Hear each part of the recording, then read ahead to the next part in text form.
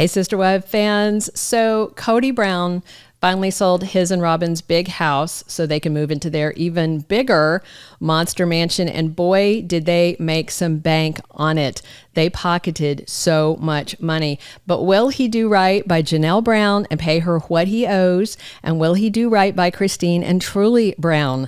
Let's dive into the Brown family money matters and how Kody could avoid court and clean up the mess he's left behind, except I think we all know that he's not going to do it. And hey, if you haven't subscribed, please click that button. So you likely already know by now that Robyn and Kody bought a mega mansion at the end of October for a whopping $2.1 million. They put $420K down on it. They have a $1.68 million mortgage, which is costing them roughly $12,000 a month plus taxes and insurance. And they had another roughly $2K to $5K plus taxes and insurance on their other home that they had been trying to sell. They dropped the price, they yanked it off the market, and then they turned around out of nowhere and sold it for an enormous profit. The big question is, will Kody repay some of the debt he presumably still owes to his other wives related to that house and clean up some of this child support mess with Christine? So back in 2019, Robyn and Kody bought her house, the one they rarely allow the cameras to film in, for $890,000 with down payment assistance from the other wives. And now they have sold it for $1.775 million. They had put it on the market at $1.65 million. Then they dropped it down drastically to $949,000. And then they unlisted it. Very weird. And then out of nowhere, they sold it at the beginning of this week for a really good price. So a bunch of news headlines are showing that Robyn and Kody made a profit of $885,000. That's true.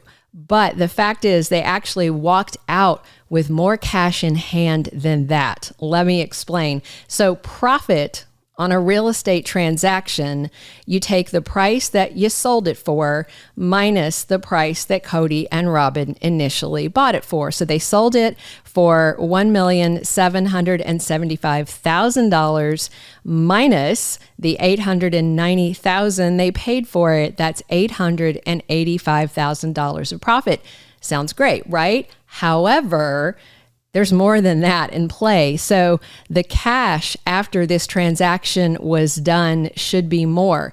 Because of that hefty down payment, assisted by the other three sister wives at the time, Robyn and Kody reportedly had only a $600,000 mortgage on that house. And at one point, Robyn and Kody reportedly had taken out a second mortgage on the house. You can use that as a strategy. You take out a second mortgage and you lower the principal on your first mortgage, and then it's a whole repayment strategy. They could have taken out the second to do that, or they could have used it to buy, I don't know, a bunch of tacky artwork maybe.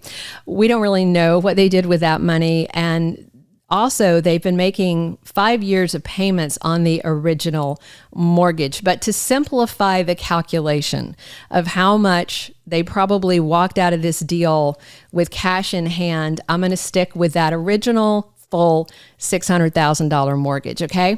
So selling the house for $1.775 million, you subtract the mortgage of $600,000, he and Robyn should have pocketed about $1.175 million. Hear that again, more than $1 million, $1,175,000, roughly, give or take, closing costs. The mortgage shouldn't have gotten any higher. It should have only gotten lower. So I'm kind of being conservative with my numbers. That's a whole lot of cheddar, right? So back in the day, buying the house for $890 and a $600,000 mortgage means they put down around $290. I've seen some other info saying they put down around $200. At any rate, $200,000 to $290,000 down. Do some rough math. If the four wives put in equal amounts, Janelle would have given Robyn and Kody between $50,000 to $72,000. Same with Christine and Meri. And remember, Janelle said it was significant, and she wanted to be put on the mortgage, but Kody said no. She spoke on the last episode about getting a lawyer because Kody continues to sidestep questions about finances for Coyote Pass, this issue, just other things. He just shuts down conversations. And one of the things that had Janelle concerned was that balloon note on the land where she had once hoped to build her own place. You know, that was where Kody wanted to build that one big giant family home, and that plan went up in flames. But now they have paid it off and they appear to own Coyote Pass free and clear. And now Robyn and Kody presumably have more than $1 million dropping into their bank account as soon as that check clears for that house sale. And they're moving into an even bigger home, a mansion, really. So are they going to repay the down payment contributed by Janelle? So there was talk that Christine left when she broke it off with him with her finances intact. You know, we know that she handed over her share of Coyote Pass for like $10 so that she could keep the equity in her Flagstaff home when she sold it. So they may have sorted out their finances just in terms of those homes. Meri, I mean, who knows? She's got her own thing going with her B&B, and she's not been talking about the finances lately with him. It's Janelle who's upset because her money is tied up in Coyote Pass and Kody and Robyn's old house they just sold. If Janelle is planning to lawyer up, it looks like now's the time to do it because he's sitting on a pile of cash. And then there's the question again of whether Kody was legally allowed to sell that house or buy the new mega mansion because of Christine's child support case against him. So I just went on the court system and double checked the status of the case. So Christine slapped Kody with that lawsuit on September 16th, and it's a multi-stage lawsuit. Step one, establishing paternity, because they can't award Christine any child support for Truly until they legally establish him as the father. On October 13th, Kody's lawyer, a 70-plus-year-old lady with a very low ranking on AVO, registered herself as his representative in the case. On the 23rd of October, his lawyer filed an answer to Christine's suit along with a counterclaim. The case files themselves are private, but if I were to hazard a guess, Kody's lawyer is probably trying to fight against paying back child support. As of now, no court hearings, no court rulings, no establishment of any child support amounts. Kody and Christine have a case management conference set for December 18th of this year that will be remote, and that basically is just going to set up how the case will proceed. The law does not move fast in any venue. They'll be dialing in with their lawyers from probably their lawyer's office or their homes.